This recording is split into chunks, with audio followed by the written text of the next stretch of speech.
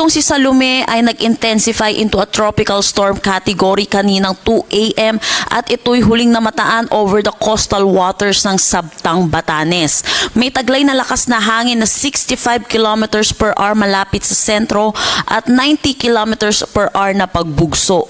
Ang kanyang kilos ay south-southwestward sa bilis na 20 kilometers per hour. Sa ngayon, meron din tayong Intertropical Convergence Zone or ITCZ na nakakaapekto dito sa may Palawan at Mindanao. I-discuss po muna natin yung magiging track netong si Bagyong Salome.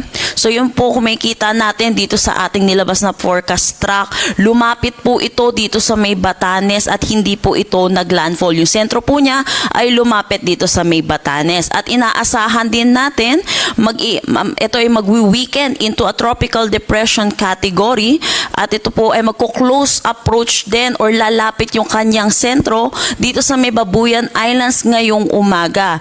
At over Ilocos Norte naman mamayang tanghali or mamayang hapon. At inaasahan din natin magwo-weekend din ito into a low pressure area bukas bago po ito lumabas ng ating Philippine Area of Responsibility.